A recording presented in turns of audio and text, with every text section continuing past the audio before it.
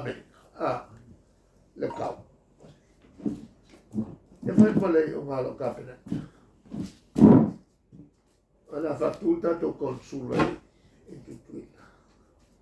Fengo fieo no ane ia tata Amerika suela to visa mene. A fai fo e ese se fiare fai fo sota e l'ufficio pare mia ngai tato office. Ala fatulota to konsula. Mai ole atongi lo foi mo visa te a sutala la to sutala tato a selotala la to selotala fo tato Amerika. Ya la la e alulele ia mal fani e to inga le fengal ole men fano mai le e fatala no mai e uiala fa le uo na lo fatala no ma ul fa ia na ai fa ia tutu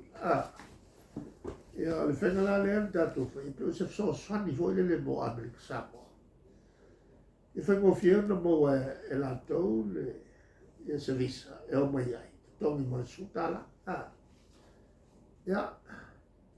la e te me ku ai me Amerika Samoa ya ka ko eleaka ale ka ko e tu vo ya Amerika Samoa se me le na la to amta pe ba wa ma la fa ngalo ba wa ma ya ngalo nga tatu konsula la ngalo e ma ba wa ma tatu official o ya tu tu ya ia o tātou tangata mō me so soani o le au ngāna sa moto. Ia, e ese simpa. Ko inga o na o te ia ina o tāle longo el mato ko le sāsa o tau sinia e mawai o le fionga i le te fono le paresia sofatasi. Ale tau matenei wa masuli ma tau sangan matu. Wa afufoi lan tau tua. Ele ngata ele kalisi katoliko. Ia eva pena fo ele kalisi sofatasi o lo leia ma te tai lo na winga o se whamaisenga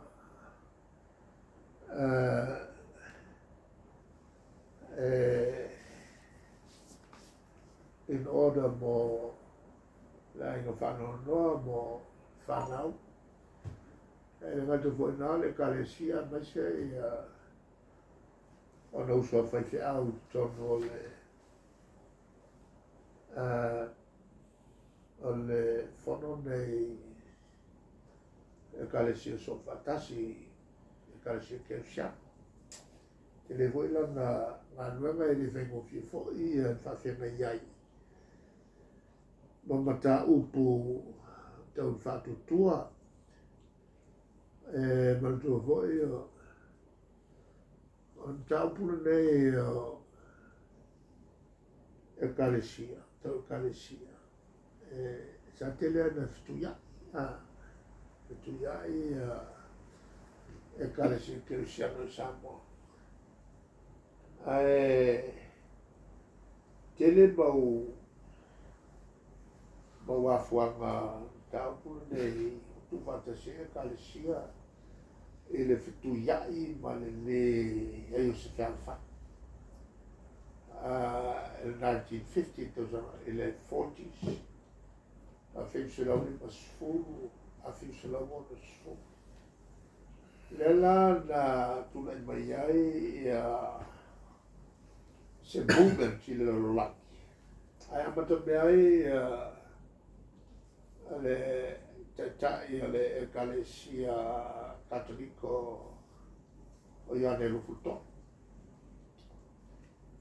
le valau nai le ekalesia katoliko ia mai fo ekalesia fatati ese ia le ftuiai palui fatasi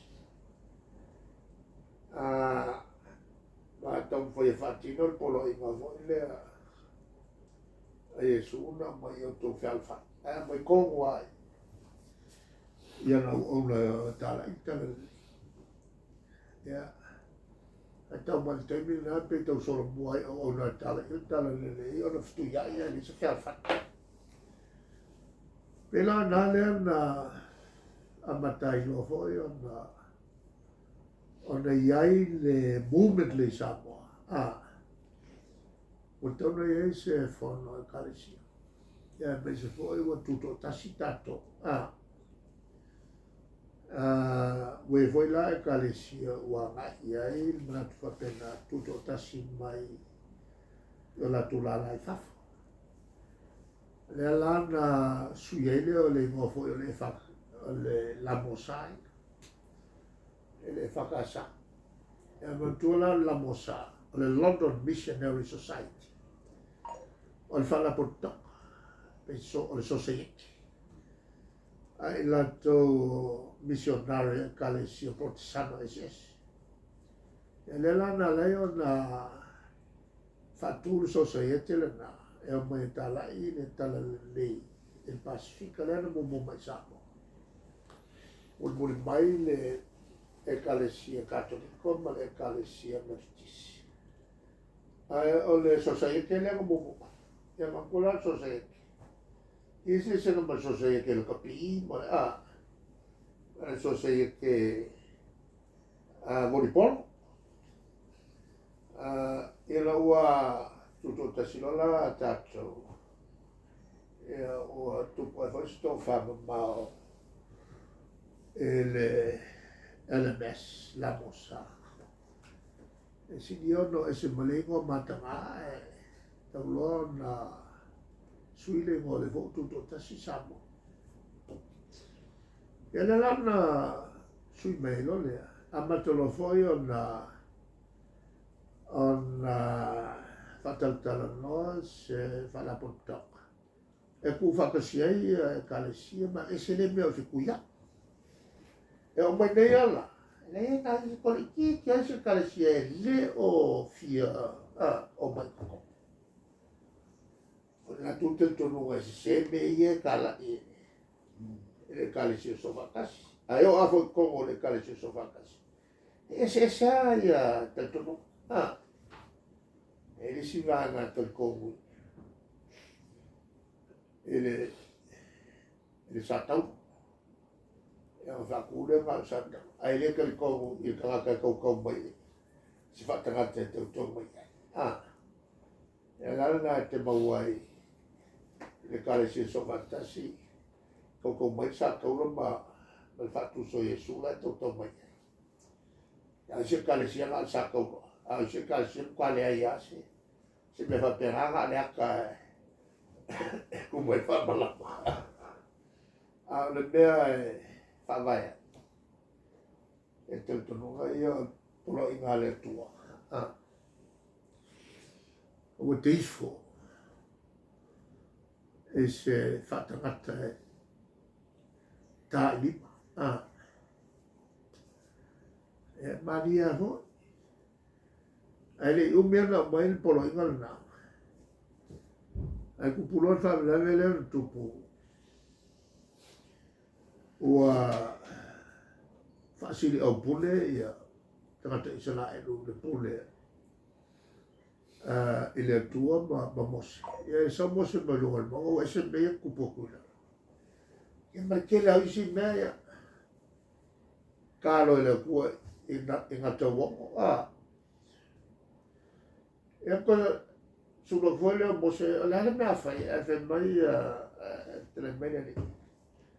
alua o ane ni i fongi la aura ngai fai i fongi la uri ngai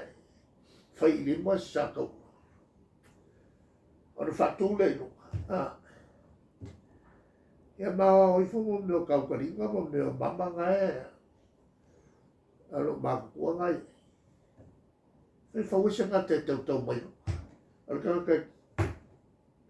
ko mana me me foi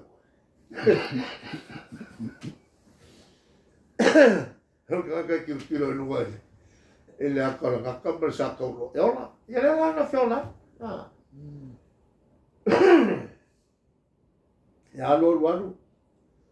e whakongu la kola whau lima e kua i kongu e papa maa vo i me whau lima e a whape whai whakongu ngā leo sa ale mela lea e tupu i ma whau ngā wha mata opsisi ana whapela e o mai kaiminangi ele i whanau mai lava le masia ele i whaasa tauro ina fo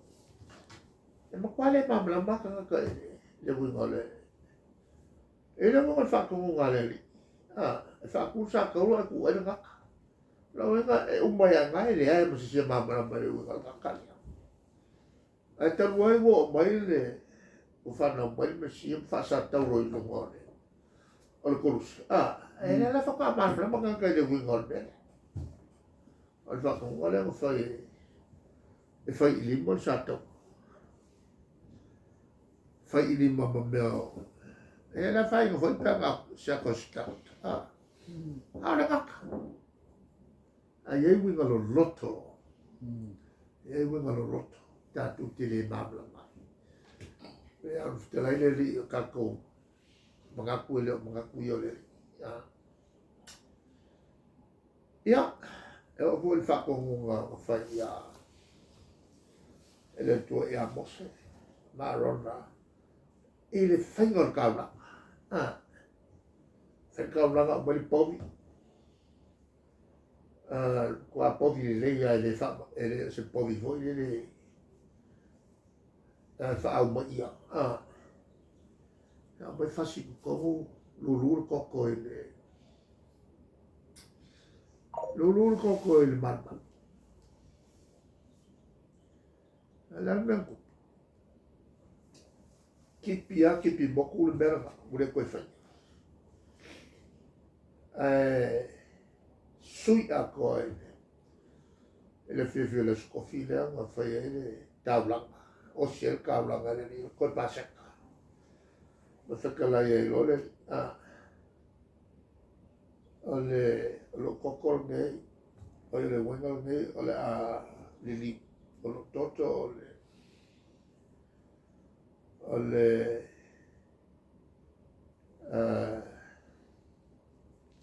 whalau o le a vea moti mai o le taulanga le nei le suia le taulanga lea ngā whakongu mai i arona ia o sui ako ia mori uloka kori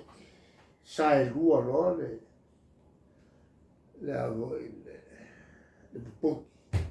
ma lepe ma whai koa nana le winga le whiau le ua kau mai ei a whai ngā whio mai ka kori ua mix whakasi ma matangata a ua ka whia le mea ngā o whiau e li loa koe nisi po anga mea lai whai o na rifo